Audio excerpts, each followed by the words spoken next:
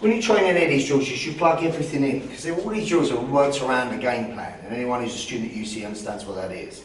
The fact that somebody has walked towards me, I've seen that they're potentially aggressive, and that's forced me to contact manage them, indicates that I saw them coming. So the first thing that was present was awareness. I saw this person. I recognised from the demeanour and their body language, which he'll exhibit, that I could have a potential problem. So I've gone from condition yellow to orange, if you like. And the reason I've done that is because awareness was in place. Because without awareness, there is no situational control. Then quickly to reiterate, understand what situational control is. Situational control is controlling the boundary between us both with defence, as we know it as defence.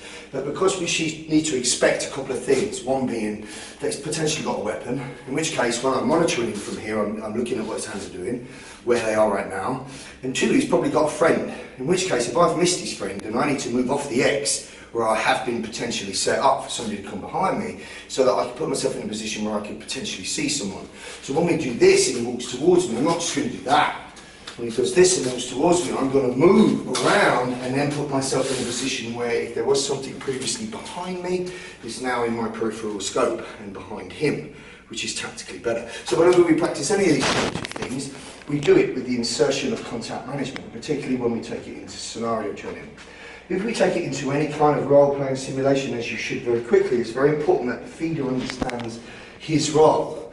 If I have triggered something in your instinct that has alarmed you enough to put your hands up and move from where you just were, then I have triggered an inclination in your brain that I could be potentially a problem. So I need to act like I'm potentially a problem. I'm not going to interrupt you, Mr. Bird, because I've been told to do so.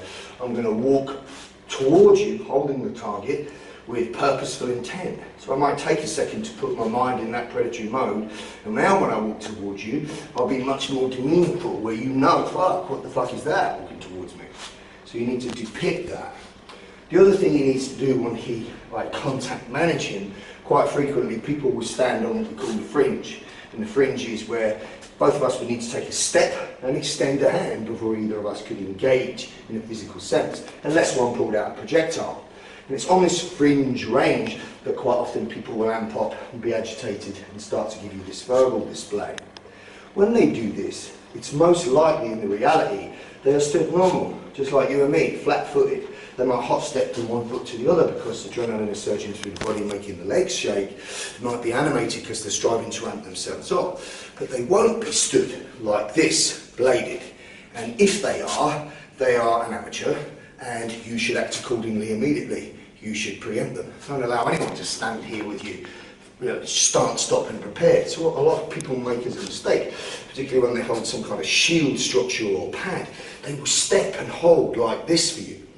Well, if the drill is tool development and you know the guy's going to hit really hard, you might use that, but we tend to encourage you never to use that, because I don't want you to get used to somebody's start-stop. So when he comes to me still holding the pad, because it's a pad drill we're working, when he adds the role play and the dialogue, he'll not be stood like this, because this would be a cue for me to hit him straight away. He'll be stood normally, flat-footed, talking shit, pointing, beckoning, everything else on the fringe. From there, his pre-threat cue may be that he comes forward, or during this initial interview and dialogue, he's already close distance, which has now forced me to put my hands in defence position. So I might contact manage, but there's a distance and just keep my hands available. Now when he steps, I'm forced to put up this structure on an assertive level, in which case now I'm ready and loaded to go. But if his cue is to step forward and I'm forced to do this, well now I'm primed and ready for the very next thing he does. And the very next thing he does will be from this flat-footed position, and it's here that he'll shift body weight, either deceptively or much more gross motor whilst holding the pad. This is what we talked about before. But the point is, you've got to give realistic energy. So even though I'm holding a pad and you ignore the pad, I'll walk towards you with intent. You contact manage me, forcing me to turn. I talk a little bit of shit to you on the fringe, and then as I did so, I'd come forward a step, which would now engage your friends. I'd still be here asking you what the fuck you're putting your hands up for. Maybe I slap them, and then I shift weight. So all these elements have to be in play. You kind of have to put your head in the role. So when I put this pad on to be a potential agitator to you, I'm not somebody who's simply holding the pad waiting for my turn. I'm going to be an agitator to you. So I'm going to ask myself, if I was going to do that, how would I hold my presence? If I was going to use dialogue, what would I say? How would I use language? How would I use non-verbal body language? How would I look? How would I feel? How would I stand? Once you answer these questions, you're more likely to come up with the correct answers.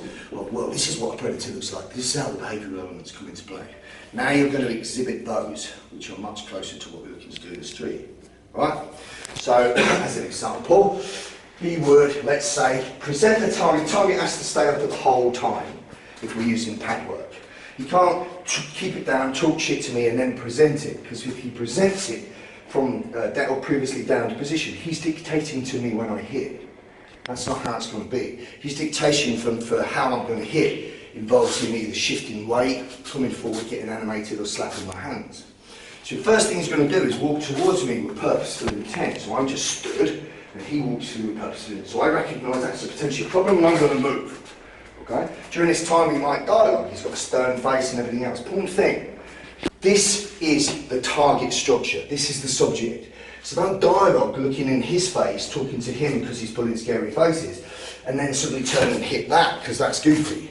Your whole dialogue interaction, you could even verbalise from behind it like he's him, is this pad. That's where my focus is. So I turn from here, but he's say talking shit on the fringe, and now he takes a step to me. Now I'm forced to use offence. Anything he does from now, i.e. shifting his body weight, will involve me unleashing my preemptive tool. So it's very important that the role player, the pad feeder, give you good energy. And when you take this up to the point of simulation where there's no pad and just kit, and you change the environment, and you add various elements and script and theme and other people and partial witnesses, etc., you can really elicit an emotional response, taking you right to midbrain if you do it correctly. But it all begins with the fundamentals, and the fundamentals are this. Good?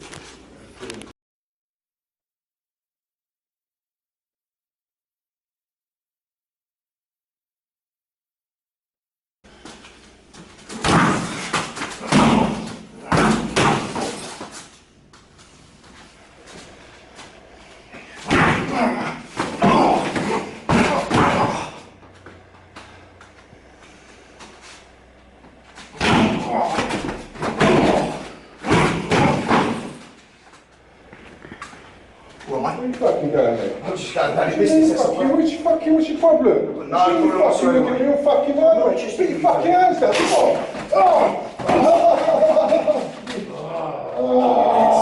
bad. Well, mate. What did you say? What did you say? Nothing to you, mate. You fucking mate. Just fucking hands, you, mate. Don't fucking. What your fucking hands up for? You want a fucking know what a fucking problem is?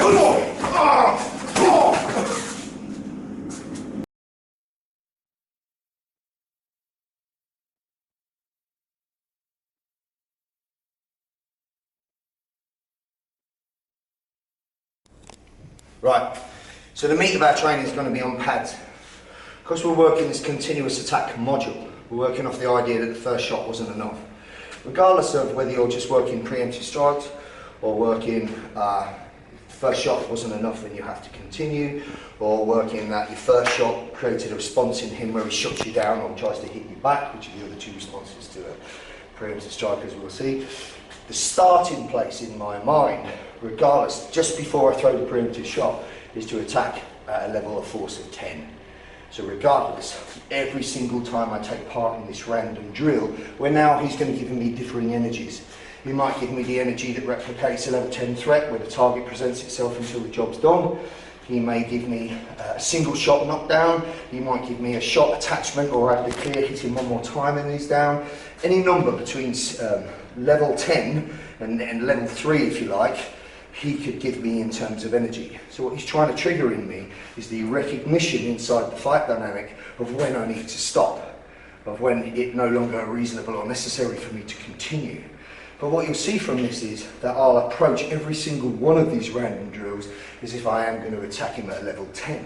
I'm not going to stop or falter at any point to see what he offers me next. My momentum will always be coming forward, even when he falls. You'll see him fall and I'm still coming forward for an attachment, but maybe now I'm grabbing air.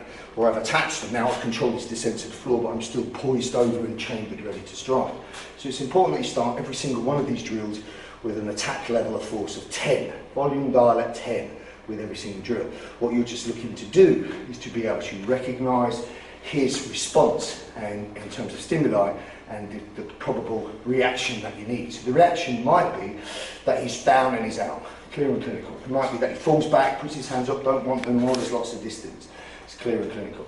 It might be that he falters, takes a step back and then comes forward again. And now there's a need for you to branch with a different tool.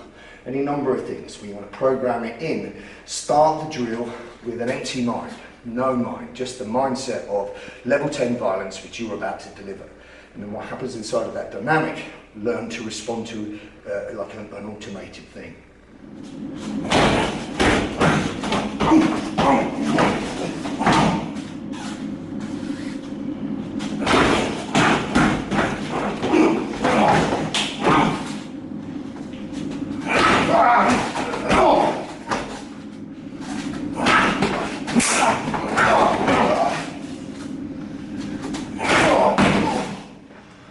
Right, so just on the point I said, I want to throw one spanner into this, and the spanner that would be, well, he could hit me here, shot, and I create separation.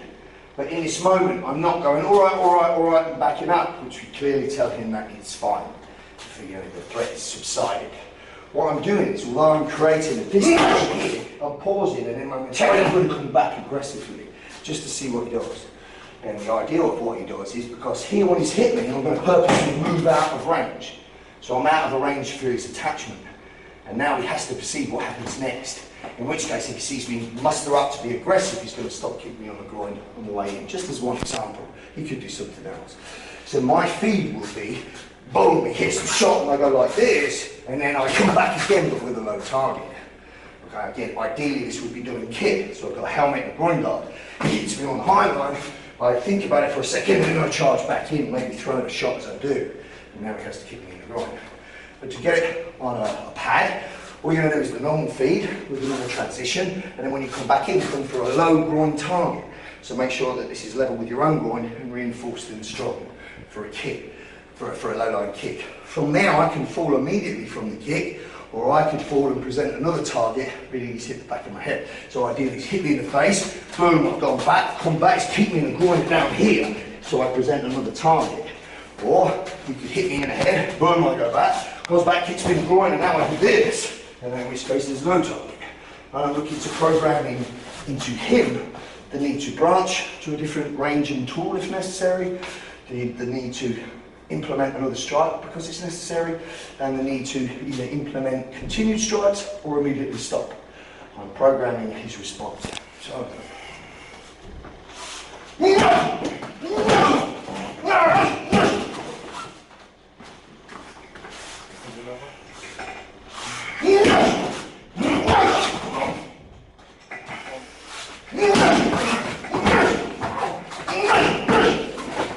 Transition.